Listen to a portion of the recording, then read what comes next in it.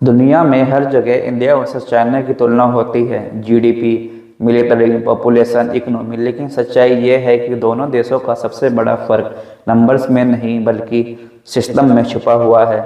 Today हम उसी ancient difference को डिकोड करेंगे जिसे अक्सर दुनिया मिस कर देती है।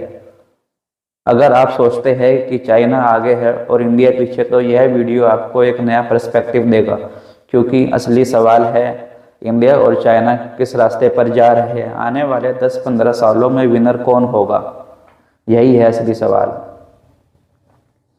चाइना की वन चाइल्ड पॉलिसी ने उसकी भविष्य की पूरी जनरेशन स्ट्रक्चर बदल दी।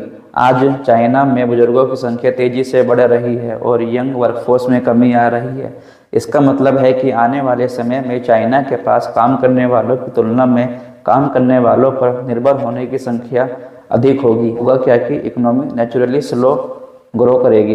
एज कंपेयर तो इंडिया की पॉपुलेशन अभी भी यंग है, जिसका मतलब है कि हमारे पास आने वाले 20-30 सालों तक एक मैसिव वर्किंग पॉपुलेशन रहेगी।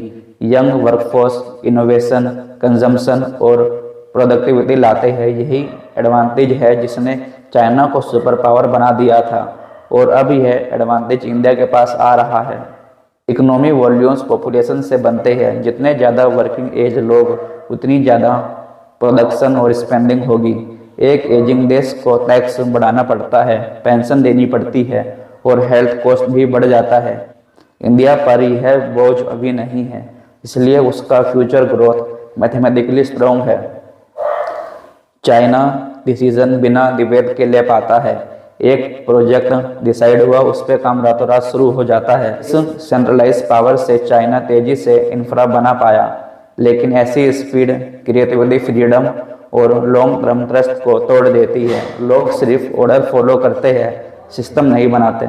इंडिया एक नॉइजी डेमोक्रेसी है जहां हर काम डिबेट से गुजरता है। प्रोजेक्ट धीमे धीमे होते हैं, लेकिन सोसाइटी और इकोनॉमी अधिक स्टेबल रहती है, क्योंकि लोग सिस्टम का हिस्सा महसूस करते हैं। डेमोक्रेसी का यही slow strength long term economy को बढ़ाता है, जैसे यूएस में हुआ था वैसे ही। हिस्ट्री बताती है कि जो देश फ्रीडम सरपास कर देते हैं वह शॉर्ट टर्म में काफ़ी तेज़ी से ग्रो करते हैं, लेकिन लॉन्ग टर्म में वही देश गिर जाते हैं, क्योंकि इनोवेशन और ट्रस्ट वीक हो जाता है। इंडिया का कायोटिक सिस्टम ऐसा है, लेकिन यह कोलैप्स प्रूफ है।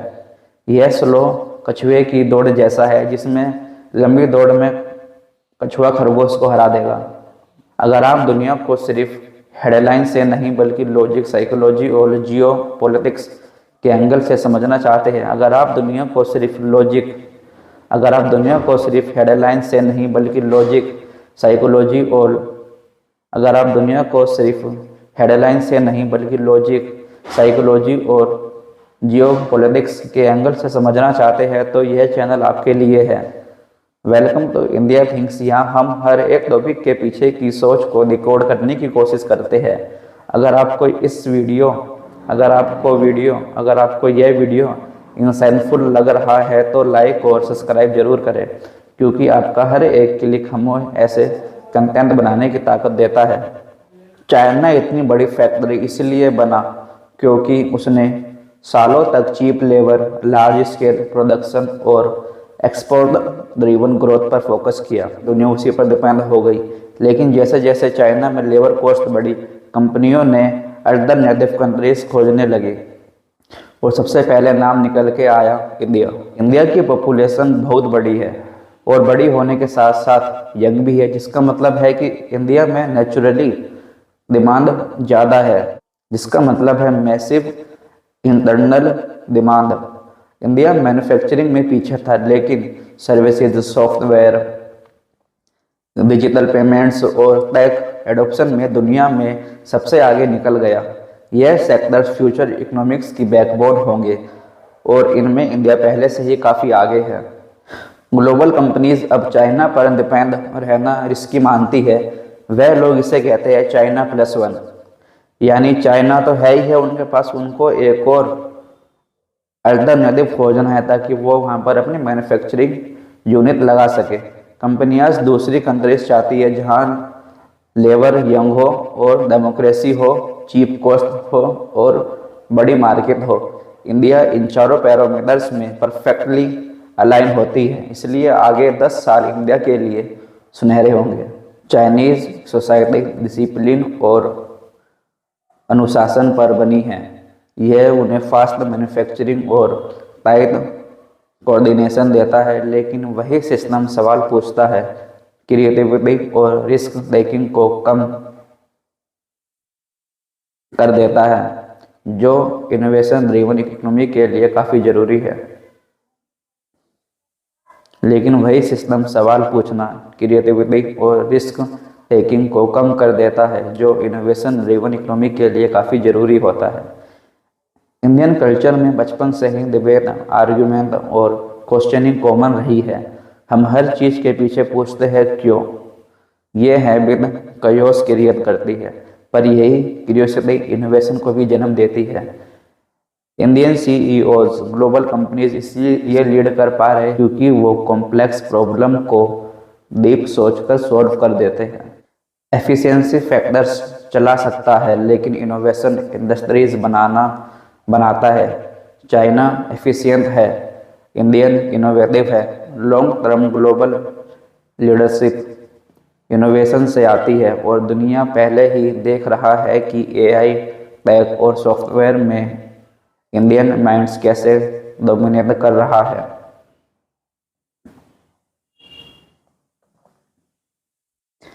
चाइना की पॉलिसीज अनप्रिडिक्टेबल है। Border dispute, aggressive expansion, secretive governments. इससे दुनिया चाइना की स्ट्रेंथ को एडमायर करती है, लेकिन उस पर फुल्ली ट्रस्ट नहीं करती। डिप्लोमेसी में फियर शॉर्ट टर्म फायदा देता है, लेकिन लॉन्ग टर्म में उसको आइसोलेशन में झेलना पड़ता है। इंडिया दुनिया की सबसे बड़ी डेमोक्रेसी है और ग्लोबल रूल का रिस्पेक्ट करती है। इंडिया किसी देश पर दबाव नहीं बनाता, इन्वेजन नहीं करता, एक्सपेंशन की भी नहीं सोचता। इसीलिए दुनिया इंडिया को एक रिस्पॉन्सिबल पार्टनर के रूप में देखती है। ट्रस्ट हमेशा पावर से ज़्यादा मजबूत करेंसी होती है। यही वजह है कि इंडिया के पास ग्लोबल गुडविल है।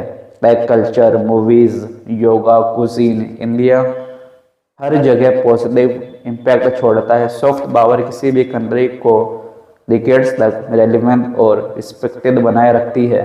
यूएसए इसी फॉर्मूला से ग्लोबल किंग बना। Ageing problem, rising labour cost, shrinking exports, falling real estate market.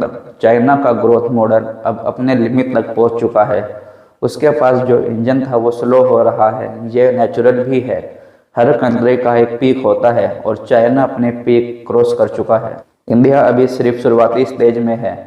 Young population, tech adoption, global trust, stable democracy, massive consumer base, startup agencies, energy, सब कुछ है India के पास। India के पास वो सभी इंग्रेडिएंट्स है जो किसी भी फ्यूचर सुपर पावर को चाहिए होते हैं। 2030-2040 का युग इंडिया के लिए सुनहरा होगा। आज चाइना इतना बड़ा है, लेकिन उसका राइज रुक चुका है। इंडिया अभी छोटा है, लेकिन उसका राइज अभी शुरू ही हुआ है। हिस्ट्री हमेशा राइजिंग कंट्रीज को चुनती है। यही रीज़न है कि दुनिया इंडिया को नेक्स्ट ग्लोबल पावर मान रही। इंडिया और चाइना की कहानी नंबर्स में नहीं बल्कि डायरेक्शन से तय होगी, और ये डायरेक्शन साफ है। China slowing down, India accelerating. और यही फ़र्क अगले 15 सालों में दुनिया बदल देगा। अगर आप ऐसे ही डीप एक्सप्लेनेशन चाहते हैं तो वीडियो को लाइक करें, कमेंट में बताएं अपना ओपिनियन और इंडिया थिंक्स के साथ जुड़े, बिकॉज हियर हम दुनिया को सोच के साथ समझते हैं।